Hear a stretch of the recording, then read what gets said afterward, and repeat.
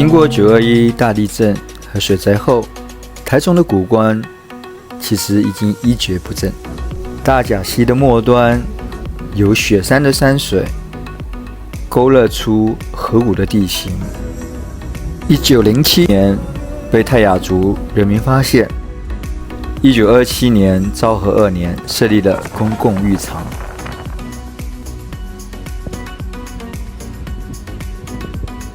那虹夕诺亚又为什么会选择谷关作为它海外的第2家温泉饭店呢？在深入了解之前，还是要谢谢虹夕诺亚，把谷关推上了国际。平均海拔800公尺，除了是冬天泡汤的好去处，也是夏天的避暑胜地。这里的服务生当然也要到日本，甚至是东南亚各地的星野去见习。行销总负责人佐藤大介说，星野的组织是扁平化的，创造让员工愿意说话的环境很重要，所以服务的周到就不在话下了。除了大厅内挑高的设计，还有一览无遗的山林美景。由建筑师东立惠、景观设计师长谷川浩吉为虹夕诺亚谷关打造了一个曲折、层次多变的路径，建筑的空间与庭院，细腻地铺满了山里幽居、隐秘的气氛。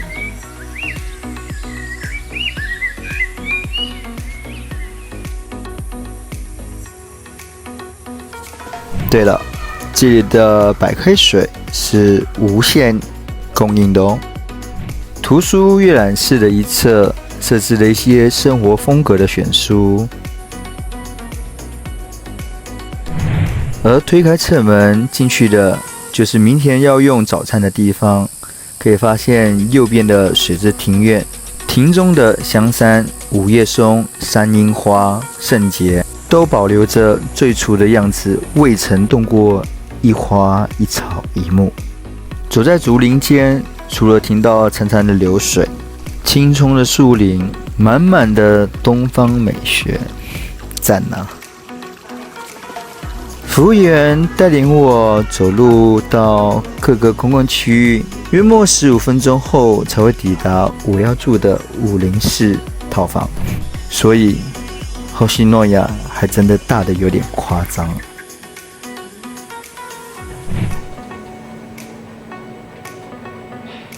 曲折不平的走廊是为了反映台湾的骑楼。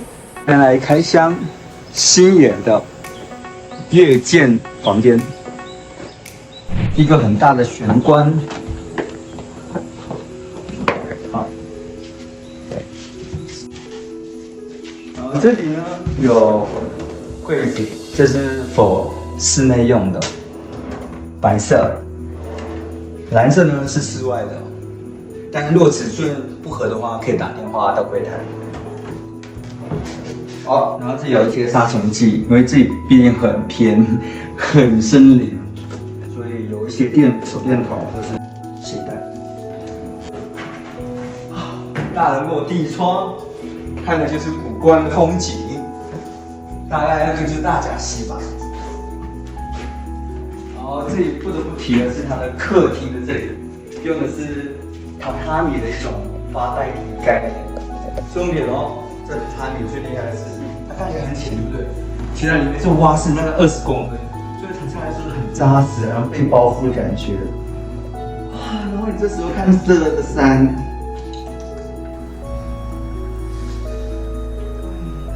从那个迪化街里面偷偷去拜访一些小商家，然后觉得口味还不错，他们日本人觉得不错的才买的。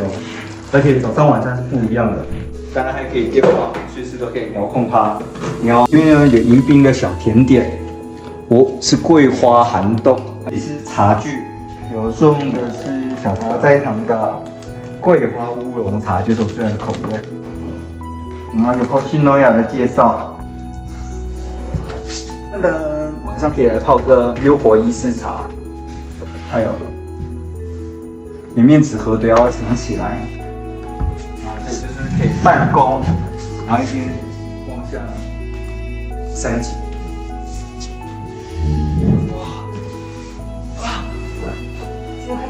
哦，听说是席梦思的耶。大家会觉得这个20平的大小很大，对不对？他还把它运用到最极致，是因为这是楼中楼，所以接下来可以往下。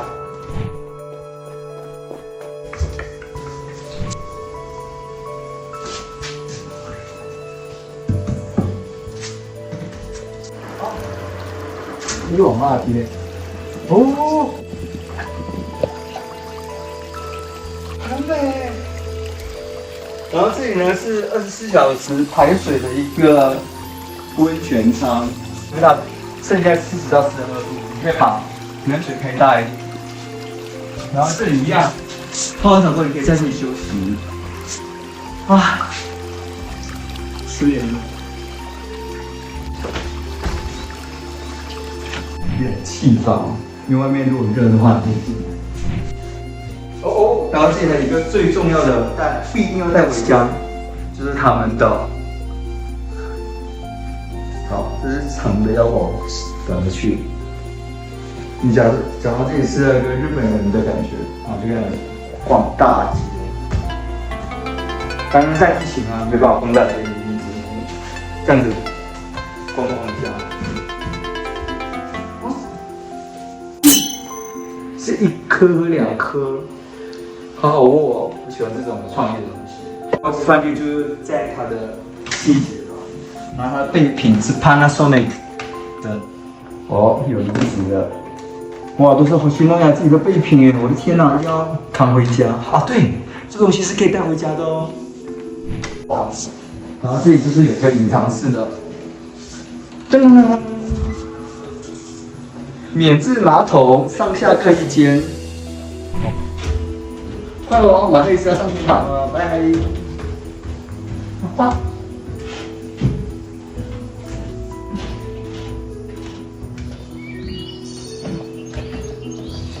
这样子的饭店，你觉得值多少钱？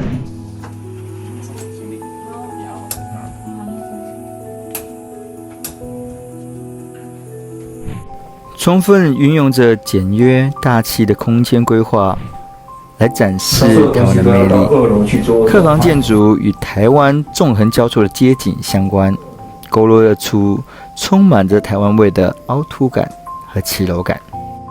比日本的新野更具有自由印象的立面设计。也谢谢动力会，让日本和台湾的特点融合得这么的恰到好处。古关原址为问山大饭店，由东丽会操刀打造了3栋建筑，分别集结在大厅、餐厅、图书馆的主建筑，和2对面山面水的客房栋，总共有50间套房。星诺亚的品牌定位为被极致的非日常感包围，在高低错落的泳池旁，仿佛有一个专属于自己的森林小屋。泳池旁，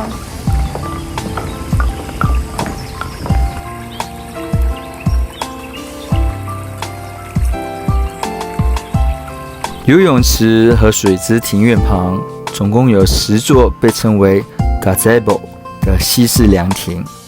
上午10点到晚上7点都有提供泳池、浴巾、防蚊液，还有清凉的饮料。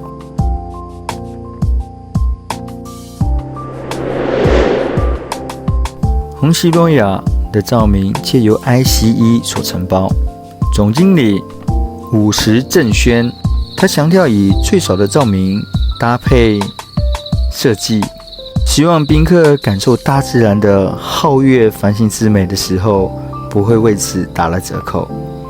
而如今的我，深深感觉到他的用心。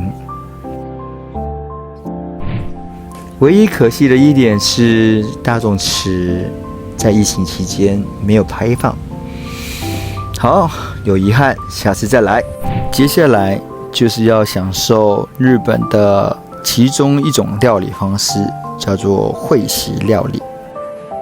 咖啡色的酱，它是鲍鱼干酱，那可以第一片鲍鱼先吃原味的，第2片鲍鱼再沾取它的酱。古关这里的料理长叫做藤井俊辅，非常有想法的年轻人。除了用精湛的日式调理方法，也将台湾的食材融入了会席料理，以甜烧、焙咸烧等缤纷的定制器皿来呈现。发想自古关参山的8寸拼盘，保热盛。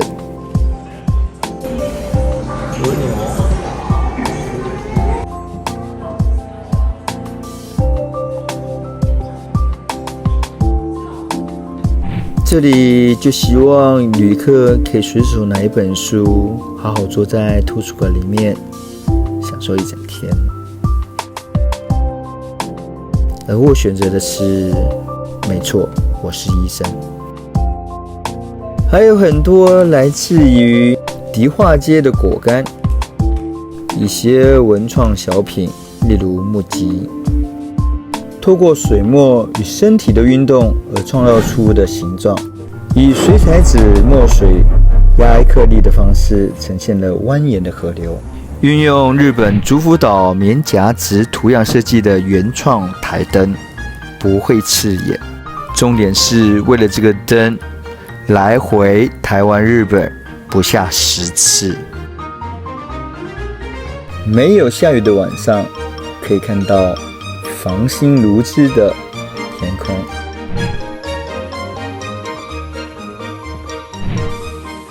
洗涤一身的疲惫，我要好好来泡澡了。美人汤我来了。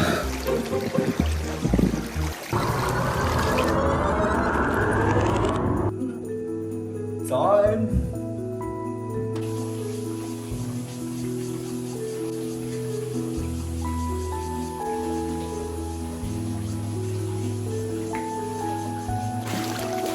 台中的谷关温泉也称为美肌之泉，属于弱碱性的碳酸氢钠泉。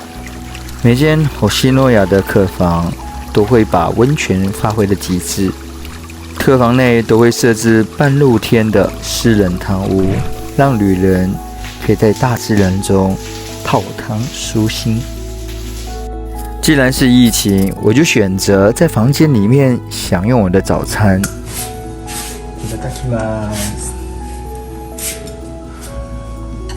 享受谷关的大美景，无价吧？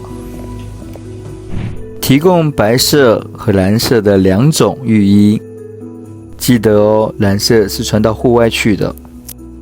还可以尝试穿忍者袜踩木屐逛星诺亚。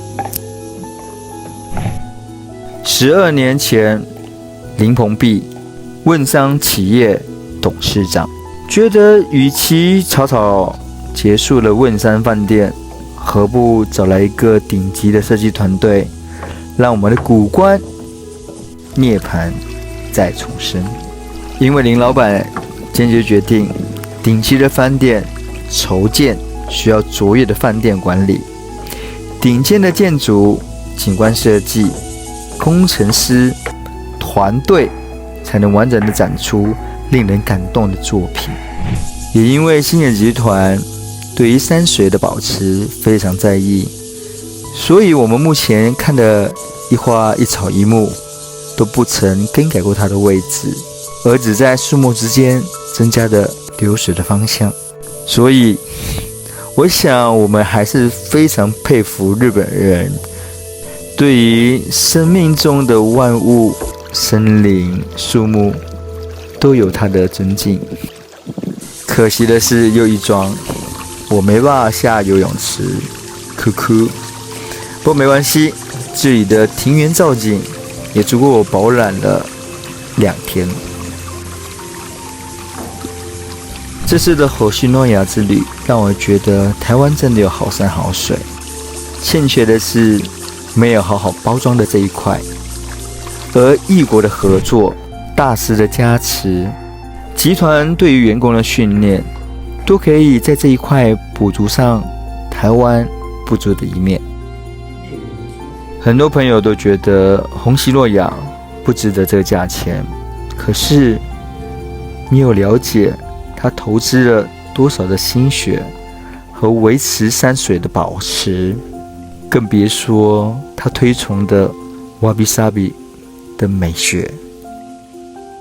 这种艺术和坚持需要多少的钱、时间来堆积？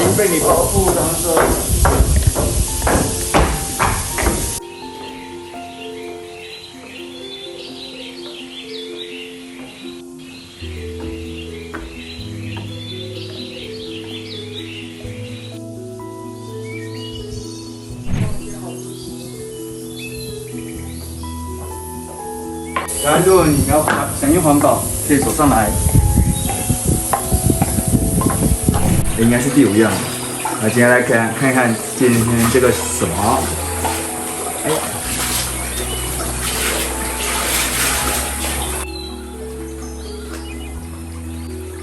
，Chanel No.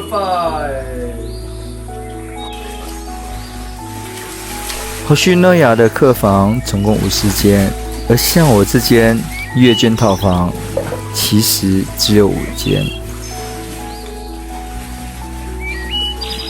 我是非常享受啦，不知道客官们呢？